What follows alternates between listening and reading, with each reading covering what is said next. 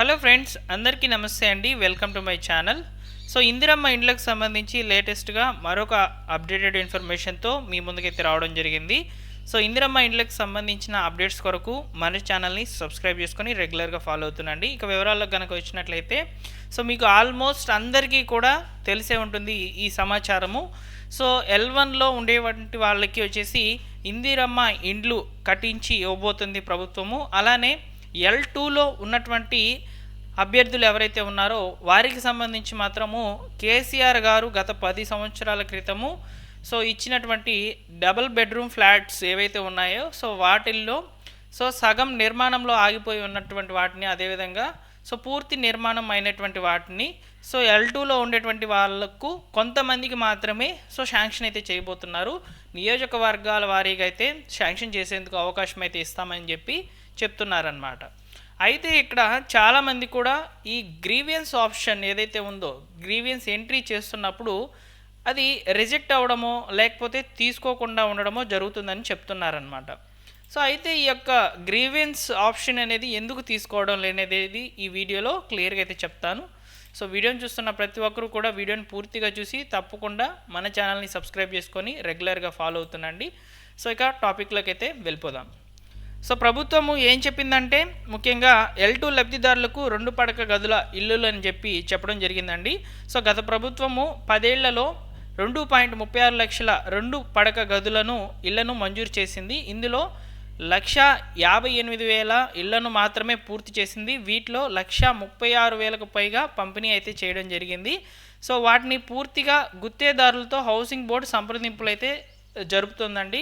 So నిర్మాణంలో ఆగిపోయి ఉన్నటువంటి వాటితో సో గుత్తేదారులు ముందుకు వచ్చి కనుక ఆ ఇంటి నిర్మాణాలను పూర్తి చేస్తామంటే సో L2లో ఉండేటువంటి లబ్ధిదారులు ఎవరైతే ఉన్నారో వారికి సంబంధించి మాత్రము సో యొక్క ఇళ్లను పంపిణీ చేసేందుకు ప్రభుత్వం అయితే రెడీ అయితే అవ్వడం జరిగిందనమాట.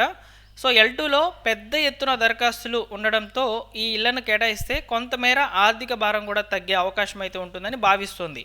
సో ఇందులో భాగంగా నియోజకవర్గాల వారీగా మధ్యలో ఆగిపోయి పూర్తయిన ఇళ్ల సమాచారాన్ని సేకరించింది.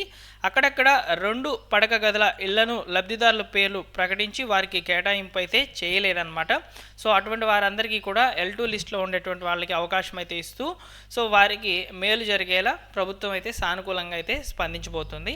సో ఇక్కడ గుడ్ న్యూస్ ఏంటంటే L1లో ఉండేటువంటి వాళ్ళకంటే ముందుగా L2లో ఉండేటువంటి కొంతమంది లబ్ధిదారులకు మాత్రము ఇదొక మంచి సువర్ణ అవకాశంగా అయితే చెప్పవచ్చు. ఎందుకంటే సో ప్రభుత్వము L1లో ఉండేటువంటి వాళ్ళకి ఇంటి నిర్మాణానికి సంబంధించి 4 విడతల్లో అమౌంట్ అనేది విడుదల చేయడం జరుగుతుంది. సో ఈ 4 విడతల్లో రిలీజ్ చేసేటువంటి అమౌంట్ అదంతా పడేందుకు ఇంచుమించు ఒక 2 ఇయర్స్ టైం అయితే పడవచ్చు అనమాట, ఇంటి నిర్మాణం పూర్తయ్యేంత వరకు. ఇక్కడ L2లో ఉండేటువంటి వాళ్ళకి ఏంటంటే ఆల్రెడీ పూర్తయిపోయినటువంటి ఇళ్లను ఇస్తుంది. సో ఇక్కడ చాలామంది కూడా L2లో ఉండేవాళ్ళు L1లోకి రావాలని ఈ గ్రీవెన్స్ ఎంట్రీ అనేది చేసుకుంటున్నారు. సో ఇక్కడ ఒక రకంగా ప్రభుత్వము ఇక్కడ ఎలా చేస్తుందంటే ఈ గ్రీవెన్స్ ఎంట్రీ అనేది ఫైనల్ వర్క్ తీసుకొని వెళ్తుంది. సబ్మిట్ ఆప్షన్ క్లిక్ చేస్తే సబ్మిట్ అయితే తీసుకోవట్లేదు చాలామందికి కూడా. సో ప్రభుత్వము గ్రీవెన్స్ అంటే అభ్యంతరాలను తీసుకునేందుకు మాత్రము నిరాకరించిందని చెప్పవచ్చు. ఎప్పుడైతే మనకు మొన్నటి రోజున సో ఈ యొక్క అప్లికేషన్ సెర్చ్ ఆప్షన్ అనేది కనిపించకుండా ఉండిందో అప్పటి నుంచి అయితే అభ్యంతరాలు అనేటివి తీసుకోవడం లేదు.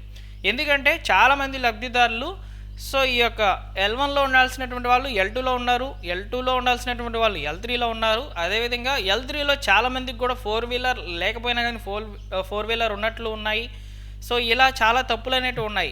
సో ఇక్కడ రిలీజ్ చేసినటువంటి లిస్ట్ అనేది మళ్ళీ కూడా రీవెరిఫికేషన్ చేయాలి. సో మళ్ళీ కూడా లిస్టులు అనేటివి రిలీజ్ చేయాలి.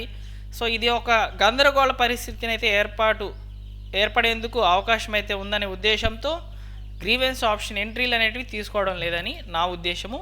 సో మీకేమనిపిస్తుంది అనేది తప్పకుండా తెలియచేయండి. సో ఓకేనా. సో అయితే ఇక్కడ ముఖ్యంగా బెనిఫిట్ అనేది ముందుగా L2 వాళ్ళకి మాత్రమే రావడం జరుగుతుంది. సో ప్రభుత్వం రిలీజ్ చేసినటువంటి 71,000 సమ్ చేంజ్ అయితే ఇళ్లను మంజూరు అయితే చేయడం జరిగిందనమాట. సో మొదటి విడత కింద. సో రెండో విడత అనేది మనకు ఏప్రిల్లో వచ్చేందుకు అవకాశం అయితే ఉందండి. ఎందుకంటే MLC ఎలక్షన్స్ ఏవైతే జరుగుతున్నాయో అవన్నీ కూడా పూర్తయిపోతాయి అన్నమాట. సో మనకు మార్చితో ఎండ్ అయితే కానున్నట్లు సమాచారం. సో అయితే ఇక్కడ అన్ని జిల్లాల కలెక్టర్లకు సంబంధించి సో ఇక్కడ ఏం చెప్తున్నారో చూడండి.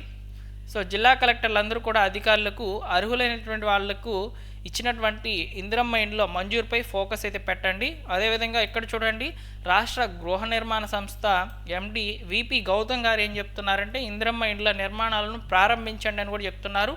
సో ఇక్కడ ప్రారంభించేందుకు ముఖ్యంగా ఎలక్షన్ కోడ్ అనేది ఒక అడ్డుగా ఉందండి. కేవలము మహబూబ్ నగర్, ఉమ్మడి, అదేవిధంగా రంగారెడ్డి జిల్లాల్లో మాత్రమే ఎలక్షన్ కోడ్ అనేది లేదనమాట. సో అక్కడ మాత్రం ఇంటి నిర్మాణాలను నిర్మించుకునేందుకు అవకాశం అయితే ఉంది. సో అక్కడ నుంచి ఎవరైనా వీడియో చూస్తున్నట్లయితే సో మీ యొక్క పరిస్థితి ఏంటనేది మీరు తప్పకుండా కామెంట్ సెక్షన్లో తెలియచేయండి. సో ప్రస్తుతానికైతే అభ్యంతరాలను ప్రభుత్వం అయితే ఈ యొక్క గ్రీవెన్స్ ఆప్షన్ ఎంట్రీ ద్వారా అయితే తీసుకోవడం అయితే లేదు. సో పక్కాగా చెప్తున్నాను, మీరు కూడా ట్రై చేయండి.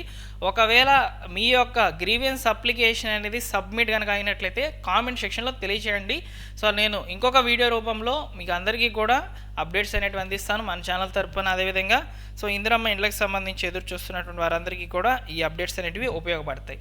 ఓకేనా? Thanks for watching.